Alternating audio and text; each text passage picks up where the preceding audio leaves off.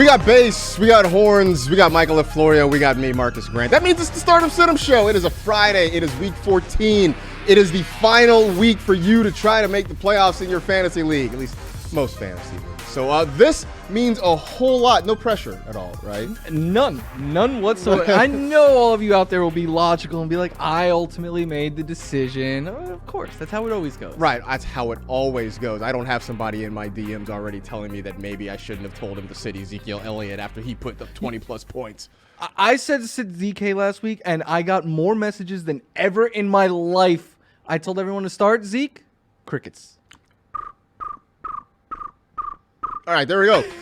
This is the Stardom Sit 'em Show. He's Michael F. Florio, and he writes the Start Sit column every single week on NFL.com. You can find it at NFL.com/StartSit. See how handy that is? We're going to have the top starts and sits of the week. We're going to tell you who's going to pile up the points, and Laquan Jones is going to join us a little bit later to talk sleepers, which are very important in a week when you have to make the playoffs, especially when there are two teams on a bye, because why would they do that? Let's start, though, at the quarterback list for week 14. Florio, tell us who is up and who is down. I think Russell Wilson is in play, as is MV Purdy. Tua always brings a lot of upside. Love wins. Start Jordan Love this week. Justin Fields as well. My sits, this one's a little spicy. Justin Herbert. Geno Smith, because 49ers. Matthew Stafford we'll talk about. And I don't care who starts for the Saints. I think you sit their quarterback this week. So no Derek Carr, no Jameis Winston, no Bobby Hebert. None of them. Just sit all of these Saints quarterbacks this week.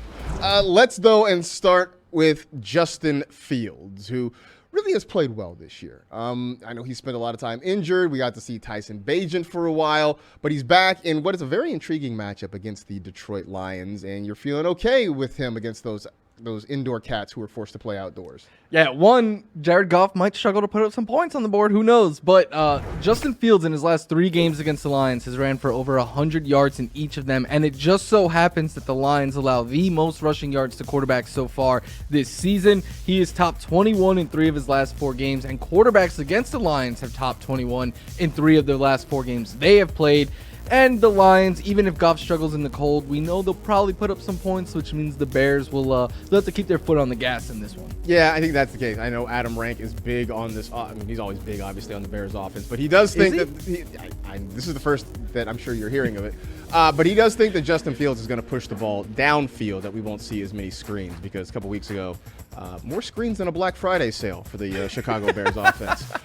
Matthew Stafford, former Lion, now playing for the Rams. They got to go on the road to take on a very good Ravens defense, and it's been kind of an underwhelming year for Matthew Stafford. This feels sort of like an easy sit this week. Yeah, I know he's broken out the last couple of weeks with 7 passing touchdowns in his last 2 games, and you're probably thinking I hate him or something because he's routinely a sit in this article. But last week was the first time in almost 2 months that we saw him put up some serious yardage numbers, but now he gets the Ravens, who've allowed the fewest passing touchdowns allowed. They've allowed the fewest yards to quarterbacks since week 9. Matthew Stafford right now, I think you sit him this week, but if you've been streaming quarterbacks and you've made the playoffs, check your waiver wire if he's out there, because next week they get the Commanders. That is a week you could play Matthew Stafford. This is not. Yeah, I think there are some playoff weeks for Matthew Stafford. This is not a week that I would take that chance with him. Meanwhile, the other quarterback who plays his home games in Los Angeles, this one is spicier than the chilaquiles I had this morning at breakfast. Ooh. Justin Herbert, huh? He's a sit this week. Look, I love Justin Herbert, the football player. I had him as my MVP pick coming into the season. That did not work out. But Justin Herbert has become boom or bust as of late. 14 or fewer fantasy points in 2 straight and 4 of his last 7. Over 24 in those other 3. That's why I say he's boom or bust. But it's more about the matchup to me. Since week 5, no quarterback has scored 18 fantasy points against the Broncos. In that span, they've played Patrick Mahomes twice. One time held him to 6 fantasy points. They played Josh Allen. They played CJ Stroud. They played Jordan Love. And they shut them all down to fewer than 18 fantasy points. Jordan Love being the only one with multiple passing touchdowns. And my big fear, if Patrick Surtain can limit or even shut down Keenan Allen, who else are you afraid of in this Chargers passing attack right now? So because of the matchup, look, you're not sitting him for anyone, but if you have Jordan Love, if you have a Russell Wilson, I think you could potentially get away from Justin Herbert. I mean, it's been a rough year for Justin Herbert, and I think not all of it is his fault. Sometimes his guys just don't squeeze the football, and I think your point about where they go if Keenan Allen can't succeed is a very valid one for the week. Speaking of Keenan Allen, let's turn our attention to wide receivers and who is on Florio's start-sit list. We got DJ Moore as a start this week. Brandon Ayuk, I think, is always in play. Cortland Sutton comes down with the hardest touchdown catch every single week, it feels like. Rasheed Rice in play. Jaden Reed, I think, gets a boost as well. My sits, Adam Thielen. It's just not the same without Frank Reich there. T. Higgins, Chris Godwin, and Tyler Lockett in a very tough matchup against your 49ers. So let's go and dive into some of these individually. Rasheed Rice, we know that he is the wide receiver 1 in Kansas City. I feel like that has sort of been settled. You like him against your Buffalo Bills this week. I do. You mentioned that he is the wide receiver 1 there. He has led them in targets 2 weeks in a row. We know he's the top wide receiver. He's becoming their top target, it seems. The floor is safe. He gives you 8 or more fantasy points seemingly every week in each of his last 8 games as well. And then he's top 14 in 2 straight. So even one where he went over 24. We're seeing more upside. And this could be a week, I think it will be a week, where the Bills are going to put up points on the Chiefs. So the Chiefs are going to have to put up points if they're capable of. With the offense is slowed down, I think they're going to bounce back this week. I think it's a high-scoring game, like we're used to when these two teams match up. Let's dissect that sentence. If the Chiefs are capable of putting up points, that's not a thing we have said during the Patrick Mahomes era, but this is where we are right now. I think they're going to look just fine this week. I think they're going to be fine. No reverse jinx at all. Should be a lot. I think it's going to be a lot of fun. I think this game is going to be fun this week. I think we'll all enjoy watching it. T. Higgins, it's been a struggle for T. Higgins all year long. He's been injured. They've had quarterback issues early in the year. Joe Burrow wasn't healthy. Now Burrow's out for the rest of the year. Really beyond Jamar Chase, it's been hard to find any Bengals pass catchers worth starting. Yeah, and Jake Browning looked really good on Monday night, and it did not translate to any fantasy success for T. Higgins. He was 5th on the Bengals in targets last week, and now he gets the Colts, right? Who have allowed the fewest yards to wide receivers since week 9. They also use zone coverage at the highest rate in the NFL.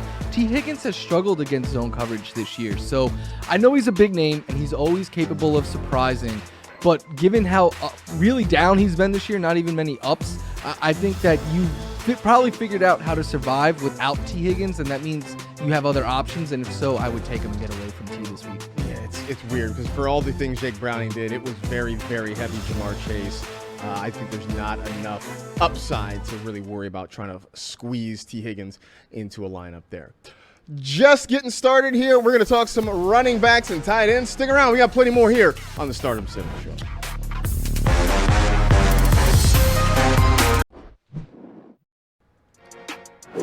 Start sit running backs for week 14. Go.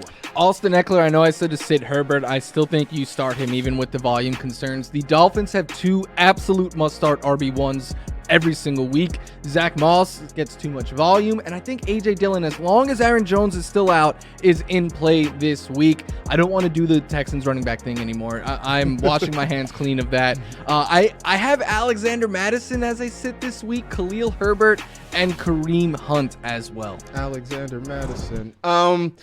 All right, let's talk about Zach Moss, because I know it wasn't necessarily great the last couple of weeks with him, but you mentioned the volume, and the Bengals' run defense has not been great. It feels like we're willing to give Zach Moss another opportunity. Yeah, a lot of people last week were like, you told me to play Zach Moss, and he gave me 8 fantasy points. And I'm like, okay, I'm going to tell you to play Zach Moss again next week, because he played 94% of the snaps, 19 carries, 3 targets, but ran 29 routes. He's out there every single snap. That is why you just simply cannot pull him from your lineup. And especially like Marcus said, the Bengals have struggled against running backs, but they have allowed the 4th highest rate of runs that have gone for 10 or more yards. So give him that much volume against his defense. He's going to have a couple of big runs. He's going to have a bigger game. Last week was clearly a floor game. I mean, running back is pretty thin right now in fantasy. If you're telling me this guy's going to play over 90% of the snaps and get 20 touches, yeah, I don't see how you don't start. Yeah, this is what we want, is volume, especially this time of year when we're so uncertain about the running back position. Speaking of uncertainty about the running back position, I mean, Kareem Hunt, the volume hasn't been there. The target share hasn't been there. You really are praying he finds his way to the end zone. That's kind of it for him. Yeah, and I included Kareem Hunt because last week he had more work than Jerome Ford, and 12 carries to Ford's 9, I believe it was. And I just kind of wanted to be like, hey, take a breath. We're not trusting Kareem Hunt here. I know Joe Mixon had a huge game last week on Monday Night Football. The Jaguars, up until that point, had allowed the fewest rushing yards in the NFL to running backs and just 2 touchdowns. I know Mixon scored 2 against them, but still, they've been extremely stingy against the position. Jerome Ford is the one who scored the touchdown last week. We saw Pierre Strong getting some touches last week. It is a mess. I don't even love Jerome Ford this week, but I think volume probably wins out for him there. Kareem Hunt, I know he's a big name. You might be thinking about streaming him. I would get away. I've pretty much gotten away from Kareem Hunt. I think I've even dropped him in a couple of leagues because it just has been so inconsistent that I don't even want. It's one of the, I don't want to look at him on the bench and be like, maybe. Like, no, I don't want that. I'm doing the opposite. I'm holding him, and I don't start him any week, but I'm too afraid to drop him. I just had to make the move. I'm sorry. Let's get to tight ends, though. Start, sit at a position that we always are looking for help. Who do you like? No surprise here. My guy Dalton Kincaid must start every week. Kyle Pitts just for the week. I'm not trying to sell you on him anymore. Jake Ferguson, I'm very excited about this week as well. A little bit spicy here, but sit Evan Ingram. Juwan Johnson, the Saints used 4 tight ends last week. And then Tyler Higbee, that one big game a couple weeks ago, is clearly the blip on the radar for the Rams tight end there. All right, so we're going to talk Fergalicious, the F to the ERG, the I, the E. He's been really good for most of the season. Impressive. You think? Thank you. So we'll see. Is he going to be Fergalicious against the Eagles, who've been pretty bad against tight ends this year? Yes. Like, easily yes. Not only, one, he mossed Jamal Adams with the game on the line the other day, but he's been scoring touchdowns pretty consistently. A touchdown and more than 12 fantasy points in 4 of his last 6 games. But what I am so excited for, not only do the Eagles struggle against tight ends, they've allowed the second most yards over the middle, right? The middle portion of the field.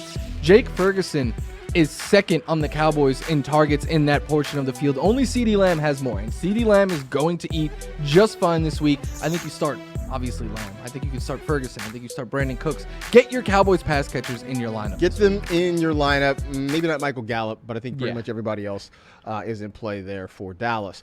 All right, so I know you were caveating it that we're not quite as all in on Kyle Pitts as we were early in the season, but the matchup seems right this week for him.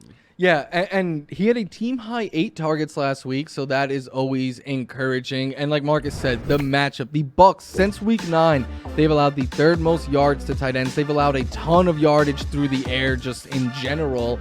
And I know like people are asking about Drake London, Kyle Pitts this week. My thing is the bar for fantasy success is so, like, if Kyle Pitts and Drake London each gave you 9 fantasy points, you're going to be like, solid day for my tight end, bad day for my wide receiver. So because of that, I'll just take the play in the tight end here. Yeah, tight ends against the Bucs always feels like sort of a good opportunity right there. Still to come, Laquan Jones and his T-shirt's going to come by. We're going to talk some sleepers. Plus, we got the pile up as we get ready to wrap things up here on the Stardom Center Show.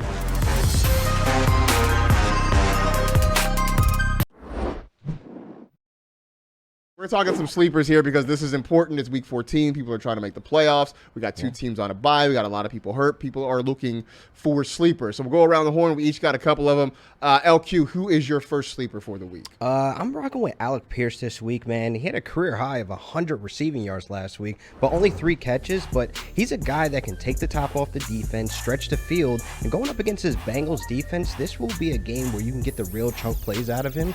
And you're looking at this Bengals defense also. They're allowing the most big plays, and he's lined up out wide, and the Bengals right now are allowing the 2nd most receptions of 20-plus yards that our wide receivers are lined up out wide. So I'm looking at this matchup. I'm like, look, I need help. I need a guy in the flex. I think I can look to Alec Pierce to be downfield and get some touchdowns, man. And he's closing that gap on Josh Downs in terms of snaps and targets. I know we were trying to make fetch happen with Josh Downs. It might not be happening right now. Yeah, not right now. Backseat. I know you like Pierce as well. I do like Pierce as well. I mean, look, I feel like he and Downs have similar target shares. I want the guy who's going to get chunk plays. Yeah. They're targeting him downfield. Josh Downs, as much as I like his talent, like his average depth of target is like 3 yards. Yeah. Ugh, Never want my nasty wide work. receiver to be catching the ball and the blue line of scrimmage line to still be on the screen. That seems bad. Florio, I'm not going to call you a homer, but you do like Gabe Davis this week. I do. And I have been kind of hard on Gabe Davis this year, but we know he is boom or bust. And we know that he is coming off of a big game against an Eagles secondary. He had over 16 fantasy points against them. But the thing is, he comes to play in Arrowhead. In his last 2 games against the Kansas City Chiefs, he has gone for 275 yards and 5 touchdowns. 275 and 5 in 2 games. Are you kidding me? And then, again, the Chiefs offense is going to look great this week. No doubt about that. So if they're putting up points, the Bills are going to have to put up points, and they're going to have to throw the ball. Yeah, I mean, look, Gabe Davis, he kind of is who we thought he was at this point, right? He's a boomer bust guy, but this is a big game for the Bills. It's a game potentially high scoring.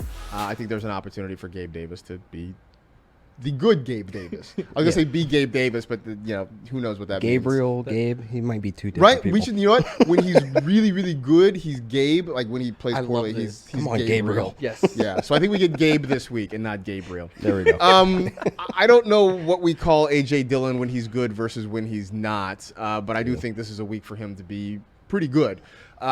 Aaron Jones did practice on Friday, but there's still some question whether or not he's going to play on that MetLife turf against the Giants on Monday night. If he does not go, which seems sort of wise against on that turf there with a knee injury, we're going to see AJ Dillon get a big workload. He's had about 65% of the carries in the recent weeks with no Aaron Jones, and the Giants have been giving up a lot to running backs over the last few weeks.